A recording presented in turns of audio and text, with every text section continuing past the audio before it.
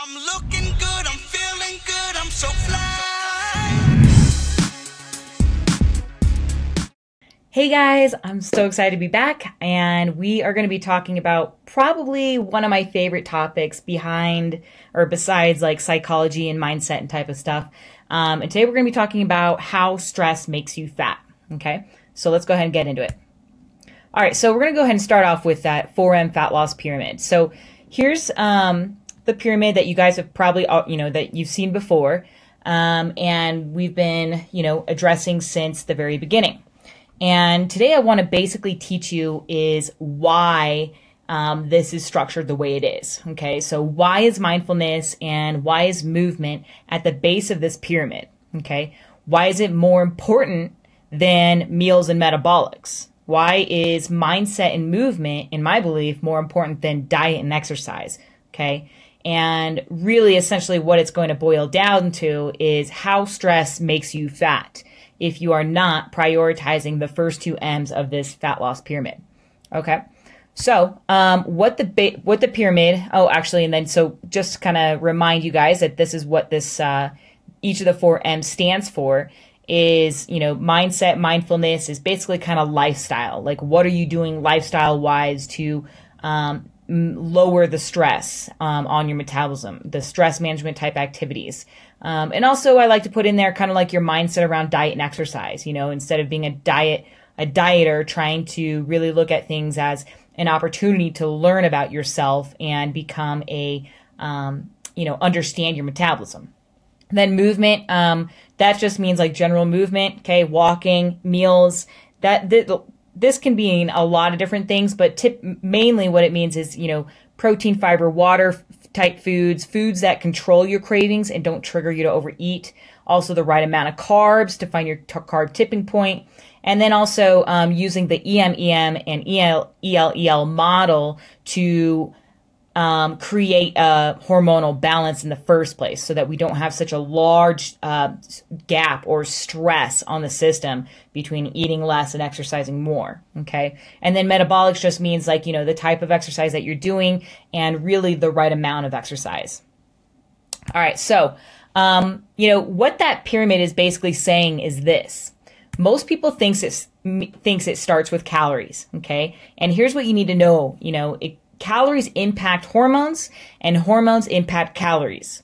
So basically the two impact each other. All right. And so what I want to do is I want to give you guys two scenarios. So one person is doing a calories first approach. And so this is probably what you've always done, to tell you the truth.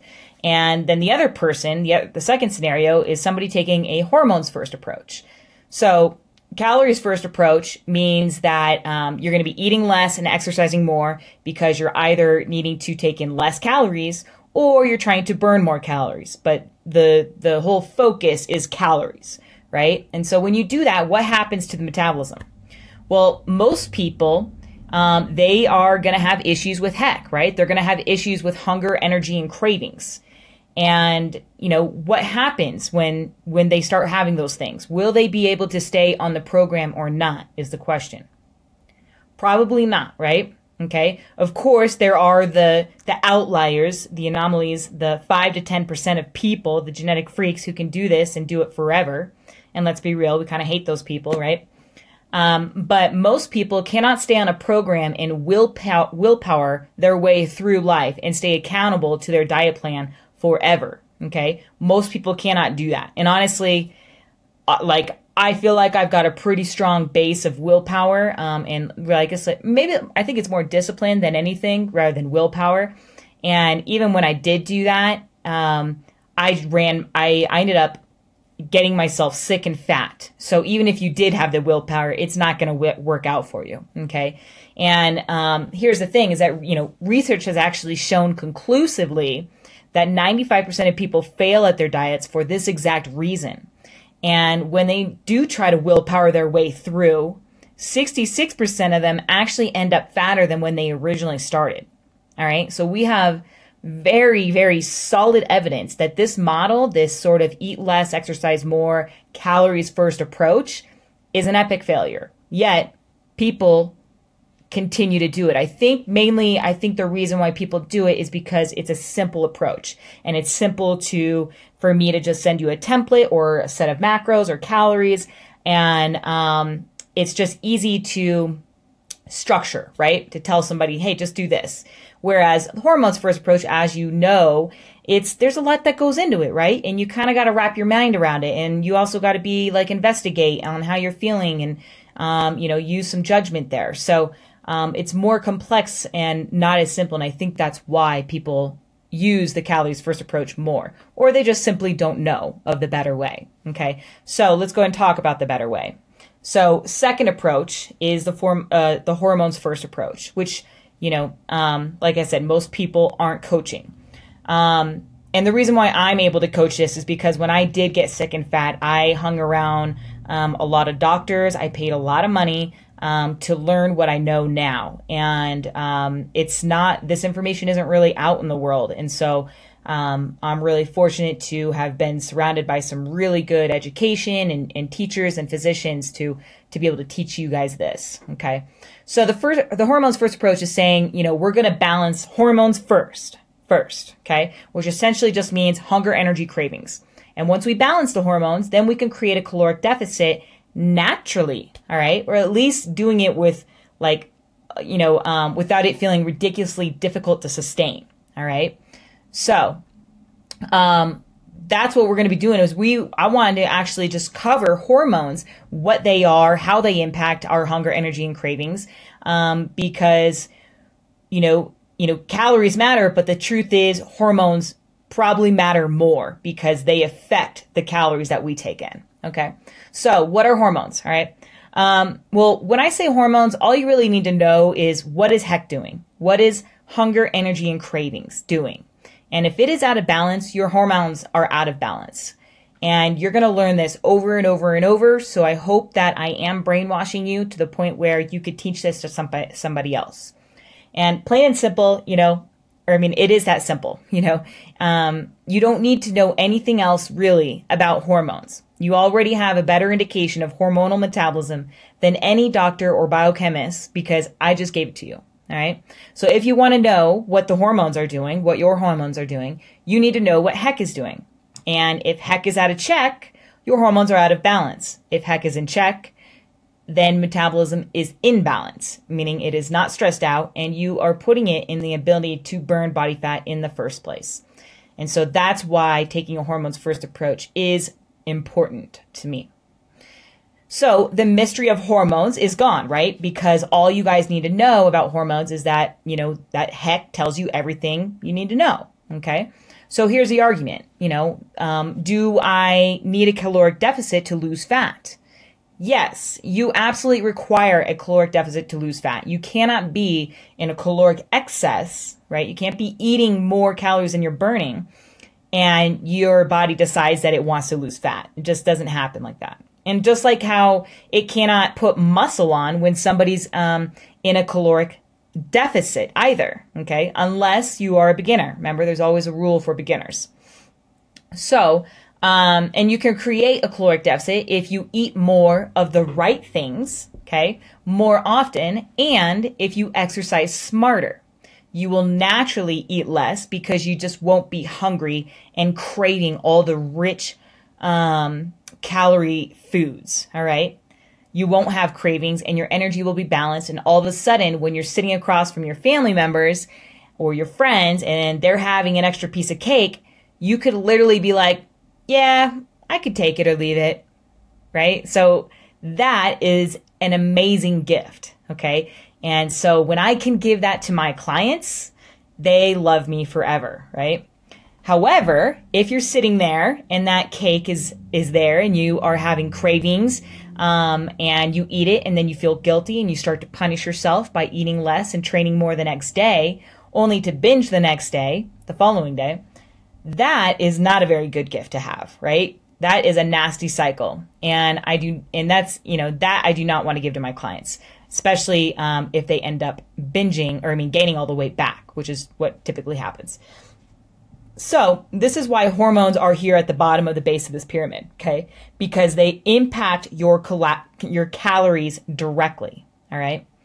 And when we implement specific foods and lifestyle activities that keep your heck in check, okay, so protein, fiber, water, and then lifestyle stuff like, meditation, walking, sauna, anything that's restorative and gives you that experience, okay, then your calories will naturally be lowered, okay? You will naturally want to eat less. But on the other hand, if you're running around like crazy from one thing to the next, obsessing over your workouts and your macros and right and wrong foods and whether it's organic or not organic and GMO and versus non-GMO and like just all of these different things, then you are literally impacting your success to begin with. You're impacting the number of calories you're going to be eating for the day by doing those things. All right. So it's almost like the harder you try, the worse it gets. All right. So that's all I'm really saying here is that hormones are more important than calories because they dictate how many calories we will eat in the first place. All right. And the reason exercise is up at the top here is because if you don't pay attention to what you're putting in your mouth, research shows that, and from my experience, shows that people can exercise till they're blue in the face and you won't see a bit of change. In fact, you will probably see negative change. And in my case, that's exactly what happened. All right. I was training 4 or 5 hours a day for the CrossFit Games, and I was in a caloric deficit. So I was running around and training like crazy, and I actually gained 20 pounds in 2 months. I became hypothyroid, adrenal fatigue, pre-diabetic. I mean, the whole thing. And it happened like that, guys. Okay. So the reason exercise is at the top, is because it's just, you can do those things all day long and it's not going to make a difference. Okay. And it's funny because you and I think, this is the thing, is that you and I think because we're doing something, that we're moving and sweating and breathing hard, that I'm actually getting the biggest bang with my buck, right? That I'm actually moving the needle because it feels hard. But it's not true. It's almost like, it's weird, it's like a lie or something. And research shows conclusively, and with my experience, pretty much tells me that exercise is not an effective means to dieting, okay? And I would argue that if you end up putting exercise at the base of the pyramid and you focus on that, you would have to do that forever and ever and ever. And not only would you have to do it forever, you would actually have to do more and more and more to see any result. And the thing is, you probably won't, there's a point where you just won't see any results at all. And you'll actually get negative results. So this goes back to that bailing the sinking boat image that I had in the first presentation. Okay. So it's not saying exercise isn't important from a health benefit. It's perhaps actually like the most important thing that you can do. But, if we're talking about a healthy pyramid, okay, exercise would go down at the bottom, right? Because it does help like with, serotonin and, your dopamine and, motivation and feeling good and confidence and stuff like that. However, when we're talking about the fat loss pyramid, we need to make that distinction. Okay. So, I'm talking about the person who works out every day and has tried 5 different diets, goes to all the different exercise classes, puts hours in, and isn't getting the result that they should be getting for their effort. Okay. So that's exactly who I'm focusing on. And let's talk about results real quick. Okay. So can I realistically get people results in 1 to 2 weeks? Yeah, I can. If I starve them, and do all the kinds of things to help them lose a little bit of water so their face gets thin and, they see pounds lost. But the thing is, you're going to find out how and why that works against you. So you have to really play that game because if I change the game towards a hormones first approach, then instead we get your results and your heck in check first and you feel better than ever, okay, than you've ever felt. And your hunger and cravings are gone. Okay, so, and that would be a result in its own way, right? Is that feeling of control and stability. And so those are the kind of results that you would get very quickly when I teach you how to eat correctly and live the right lifestyle, right? A lower stress lifestyle. Okay, so I want to go ahead and cover what these hormones are, what these actual hormones are that are telling you to be hungry and have energy and have cravings. Okay, so the biggest ones are, well, first off, just so you know, there's like hundreds, like there's like a crazy amount, but we're going to keep things simple and it's still going to be complex. So we're going to be talking about leptin, cortisol, and insulin. Okay, so leptin is a hunger hormone. We're going to get into this, talk about it in depth. Cortisol is your stress hormone, and then insulin is your blood sugar storing and locking hormone. All right. So let me give you, actually, let's go back up. Let me give you an example of what hormones do, okay? So I want you to imagine somebody comes up from behind you, okay, and yells, "Boo!" And you jump because it scares the hell out of you, okay? And so the cells in your body, they have to know what to do, okay? They have to know how to respond to that because it might be, you know, it might not be just somebody coming up behind me, right? I mean, there's actually like bears in our area, like right now, like high bear activity. It could be a bear or a tiger lurking behind, you know, behind you, and it's ready to jump out and eat you, all right? And so your cells need to know how to react to that. And the way they react is through messengers that when that fear comes or that danger comes, your eyes pick up on the danger, your body hears the sound, and you freeze, right? And your body sends a flood of messengers out into the body. Adrenaline, noradrenaline, cortisol, okay? And like this is just an example. And I, for some reason, I guess maybe I get pulled over a lot, but you know, like if you get pulled over, you know, I get like that rush, like, oh no, and I freeze. Though, you know, that's a rush of hormones, of messengers in the body, all right? And all these signaling molecules, their job is to tell your cell to run, all right? It's that fight or flight state, okay? And so the cell then says, burn some fat, burn some sugar because we got to get the hell out of here, all right? Because when we're in a fight or flight, our body doesn't need this energy, this just sort of trotting energy. It needs hard energy, all right? And so it's gonna release some blood sugar, okay?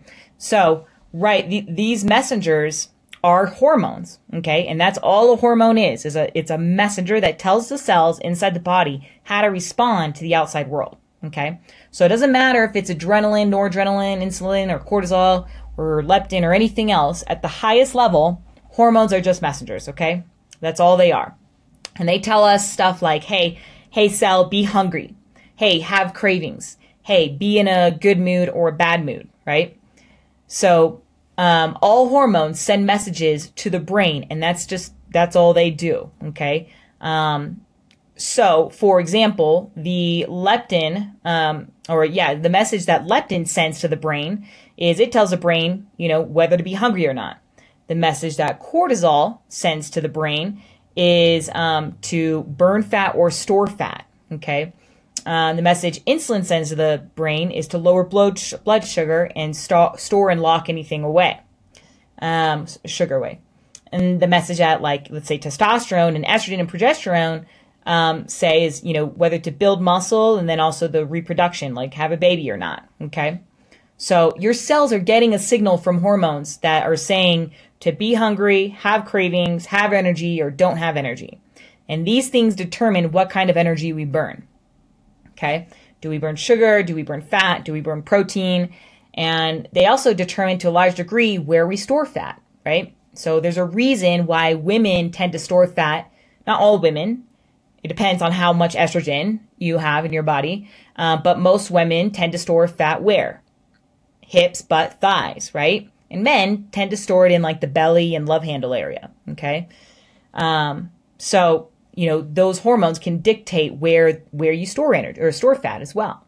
And by the way, so for anyone who is on team calories and tells you that hormones don't matter, all you got to do is ask them two questions. You ask them, all right, well then how many calories does sleep have? And how many calories does stress have? Because the thing is, you can't eat sleep and you can't eat stress, but both make you fat, right? These things determine what you eat. They determine what your hunger, energy, and cravings are. Okay? Because think about it. If you get 4 hours of sleep, are you going to be more or less hungry that day, that next day? You're going to be more hungry, right? And are you going to have more cravings? You're going to have more cravings. Okay? And are you going to have more or less energy? Less energy, right? And so these, these things, they impact, the hunger, energy, and cravings. And why do they do that? They do that because they impact hormones to such a degree. Okay? All right. So now that we've kind of got a base of hormones, let's go into leptin real quick. All right. So leptin sends the message. It's a fuel gauge message. It's basically saying, hey, brain, I have X amount of fat on the body right now. And so because I have plenty of fat, I'm not saying I'm fat. I'm just saying, stop eating. Okay. And speed up your metabolism a little bit. Okay. And so when you have a lot of fat on your body, as your fat cells start to grow, fat releases this hormone called leptin. And leptin's job is to go to the brain and say, hey, brain, I've got plenty of fat on your body. And the brain does what in response? It says, the cells in the brain say, okay, if that's the case, let's stop being hungry and let's ramp up metabolism. Okay. So leptin, when it's responding normally, it shuts off hunger. Okay. And this is why you get full, right? And you're like, oh, I'm not hungry anymore. So one of the reasons that after about 3 days of being on one of these calorie restricted diets, you start getting so hungry is because leptin gets really low. Okay. And the brain starts saying, hey, there's not a whole lot of food up here or food down here. I better get hungry. And it causes you to seek out food. And when leptin starts getting really, really high, meaning you're eating like crazy and you're putting a lot of fat on. So let's just think like kind of maybe vacation or holidays times. Your fat cells are growing. Okay. And all like crazy. And all of a sudden, if you're eating like crazy nonstop, your brain hears this annoying screeching sound coming from leptin. Okay. It's just like this constant, annoying, loud sound. And the brain is like, what the hell is going on? And so the brain decides to just put earplugs in. Okay. And the brain says, I'm not listening to the signal from leptin anymore because it's just too loud. So it's like going to, like a rock concert and it's just loud music and like, you get immune to it basically. Okay. And that's what it's doing. It gets immune to it. So it doesn't hear the leptin signal. Okay. And the brain says, I'm not listening to the signal, because it's too loud, it's too annoying, it's too much. So the brain puts earplugs in. And then now what happens? Now, it doesn't matter so much what's going on with leptin because the brain isn't getting the message anymore anyway. So the brain starts responding as if you are starving again. So this is the example of like a fat person, or a starving person in a fat person's body. So people who are obese, they want to eat like crazy, even though they have plenty of fat on their body. And this is why, okay? Because they've increased that leptin so high for so long that the brain stopped responding and now it thinks it's just starving all the time. So really high leptin causes starvation response and really low leptin causes starvation response. Now, here's the thing. A lot of people ask the question, well, okay, well then how does this really kind of apply, it doesn't only apply to obese individuals. Where does this happen with like kind of skinnier people, skinny fat individuals? And what I would say is that they're the same. It happens with both because to me, skinny fat is the same exact thing as obese. They just don't look like we expect them to look. Their body fat percent is oftentimes similar. Okay. So, if leptin is getting too high, there's a problem. And if leptin is getting too low, that's a problem too. And when leptin is very high, it's the exact problem as if it's very low. Okay. So both very high and very low leptin levels are a starvation response. And that's how the body responds with all hormones, right? You always want, you want just the right amount. And just to be clear, because people sometimes get confused, like how people get into that situation of high leptin, you eat yourself there, okay? Or you can starve yourself there, okay? And so this is an example of like, you know, if you're stressed out at work and you're binging, or you've dieted for a show or a competition and then you binge like crazy, or you have a family that loves food. Okay. So for example, my family loves to eat. They just want to feed me all the time, right? My father's always like, well, what do you mean you're not eating? You need to eat some more. And like, that's the base, you know, that's basically the way my family is. So what happens is we eat, and the fat cells grow and grow and grow. And so the leptin response gets more and more and more. And before you know it, the brain shuts off its response. And that's the same thing that happens when you try to starve yourself. Okay. And so the interesting thing about this is both not eating and eating too much stresses the body out. Okay. We're just going to go into my next topic about cortisol. But actually, really quick, I wanted to point out one thing about leptin is that some people never really run into this problem, okay, of kind of imbalanced leptin levels, right? And we know these people. So they're the people, like, they don't have any issues with food, okay? So, for example, my boyfriend, he's in the other room.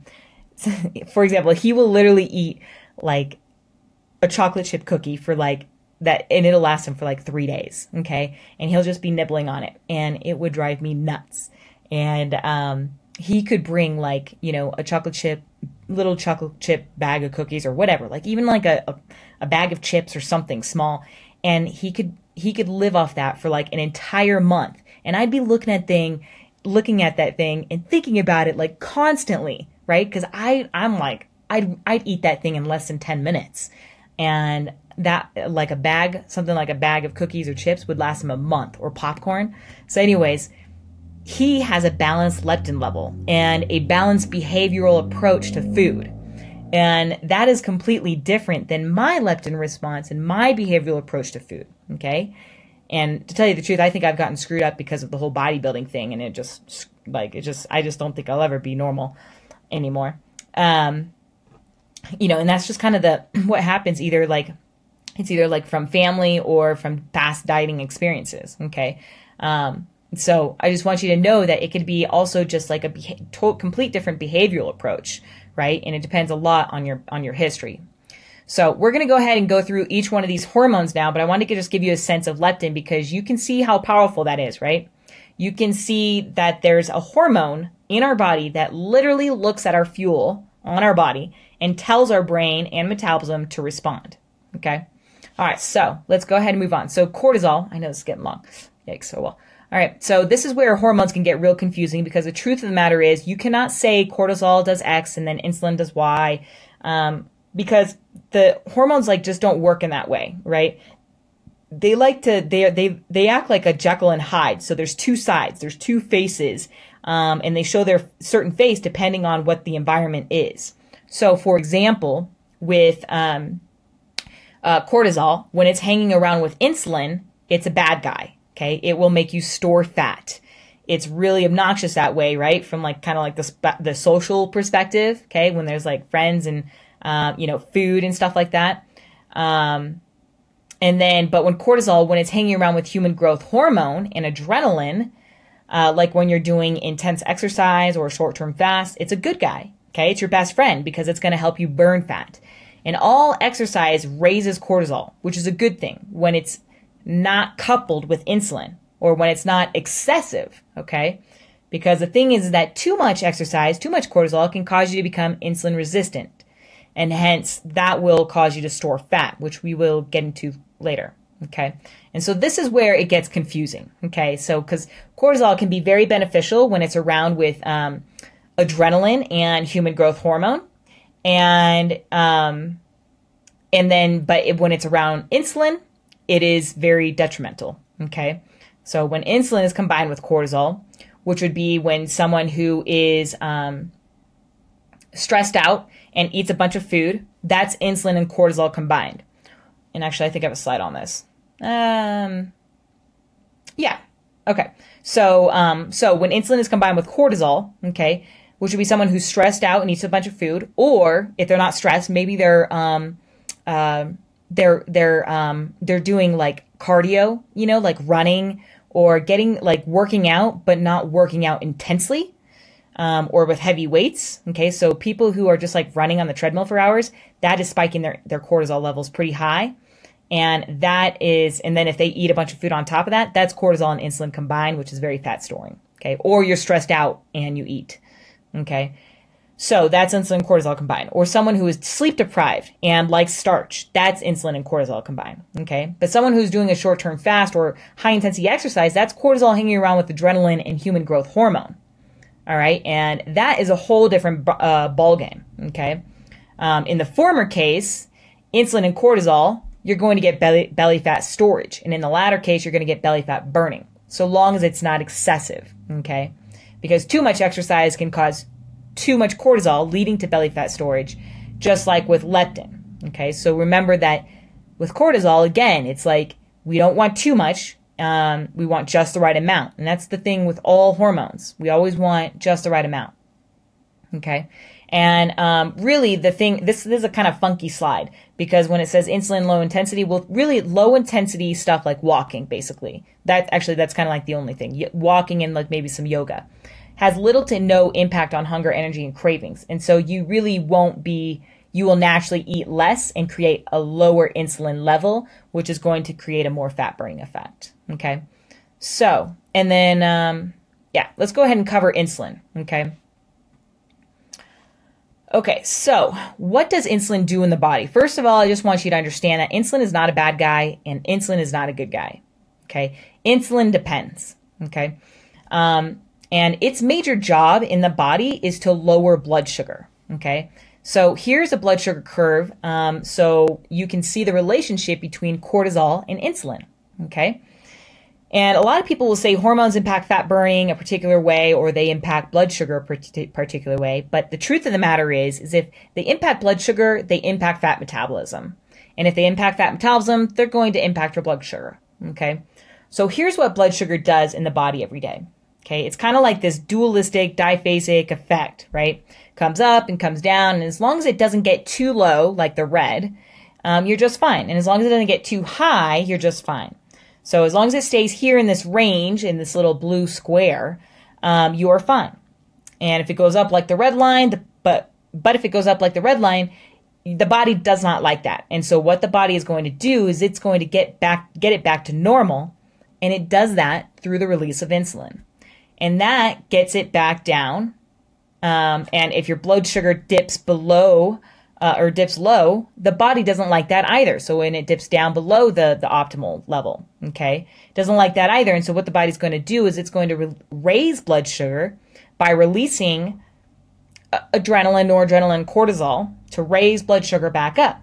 Okay. And then what happens is in the Western world, we do things like we drink a bunch of coffee and eat, something with carbs, high calories. And the coffee releases adrenaline and noradrenaline, which raises blood sugar. And then the food, the pastries or whatever, have sugar in them, which raises blood sugar more. And all of a sudden, boom, right? Right? And then the body says, oh my God, don't do that. That's bad. And kicks in insulin. And the blood sugar oftentimes goes back down and drops hard. And then your body's saying, oh my God, that's not good. Now I'm hungry. I got to eat something, right? And then the blood sugar shoots back up. And then the insulin is used to lower the blood sugar down again. And then cortisol, and then insulin, and then cortisol, and then insulin all day long. Okay? So this is what's going on. And what do we say about insulin and cortisol? They cause belly fat storing, right? Okay? And here's another example that produces the same effect. Okay? If it's not the pastries and the donut, the coffee, eating less and exercising more. You eat less and exercise more. Those are two things that raise cortisol, because exercise raises cortisol, and eating less raises cortisol. Okay, so eating like restricting calories. And two things, so those two things, since they raise cortisol, they raise blood sugar. Okay, blood sugar is released, which releases insulin, makes you hungry for carbs, and then the whole cycle starts. Okay, and so what you essentially need to know is that too much cortisol will cause this constant release of insulin, and you end up getting fat storage around the middle simply because you can't balance blood sugar. And this is why people can be exercising like crazy and still not lose weight, is because they are riding this roller coaster of insulin and cortisol, which is essentially an atomic bomb for fat storage. Okay? And what's really interesting about this is that this is where a lot of people go wrong. And I don't want you guys to go wrong in this, okay, in this way. You can have, the thing is that you can perceive low blood sugar. Your body can perceive low blood sugar and still be in a normal blood sugar curve. In other words, and you could be hanging out in the normal range. But if your HEC is out of check, that shows that you are not balanced, okay? And you could be very insulin resistant despite what your blood sugar is reading, okay? And so this is why keeping your HEC in check really boils down to this blood sugar curve. Stabilizing your blood sugar and minimizing this effect of cortisol and insulin, okay? And so two things go into this: diet and lifestyle, okay? Dieting meaning foods that stabilize the blood sugar, aka hunger, energy, and cravings, which is essentially protein, fiber, water-rich foods. And also small, frequent meals can help with that. And also lifestyle, meaning some exercise, but not too much exercise, because that'll spike cortisol, okay? And lots of stress-reducing activities and sleep to lower cortisol and its insulin-producing effects, all right? So hopefully you guys are still with me. Okay, this stuff's really interesting, and I think it really helps to understand. Hopefully everyone understands this blood sugar curve, because if you understand this, then you understand a lot of what people are going through when they are exercising like crazy and not seeing results. And an example of this is an overweight fitness instructor. I call it the overweight fitness instructor syndrome, okay, where these guys are having a really tough time. They're frustrated because they're doing hours and hours of exercise a day, and they're not losing weight. And right off the bat, this should tell you that cortisol is probably more of the issue, not food. All right. So the takeaway here is that insulin and cortisol together are a fat storing atomic bomb. Okay. And this is why it's not just about diet, but it's also about lifestyle. It's why stress makes you fat. It's why we crave carbs, because our blood sugar is all over the place. It's why we can be exercising like crazy and being in a caloric deficit and still not be burning fat. And this explains all of it, because you are on a roller coaster of insulin and cortisol, insulin, cortisol, insulin, cortisol. Okay. And that combination is bad news. And the best way to have this effect is to eat less and exercise more, because what does eating less do? It increases cortisol. What does exercise more do? It increases cortisol. And even if you had an iron will, like I said, an iron will wouldn't even help you. It would get you to where I got, where it just leads you to being sick and fat. Okay. So, having an iron will just honestly makes things worse. And I know a lot of you guys actually have an iron will that you just push and push and push and think that I just got to do more and more and more. And you're just going the wrong path. Okay. And so if you don't have an iron will, actually, even if you do, you're going to crave sweet, salty, fatty foods. And so then you've got all this cortisol from eating less and cortisol from exercising more, with a whole lot of insulin poured on top. Okay? Makes sense? Because that's all you really need to know. That's the point that I really wanted you guys to understand, is that if you get nothing out of this insulin cortisol talk, understand that stress is just as detrimental as to fat loss as food. And if there's one thing we do not appreciate in the Western culture, it's that how much stress impacts your ability to lose fat. It is every bit as consequential as eating starchy fatty foods. Okay. So that's the takeaway for this, guys. Hope you guys enjoyed that, and we'll talk to you next time.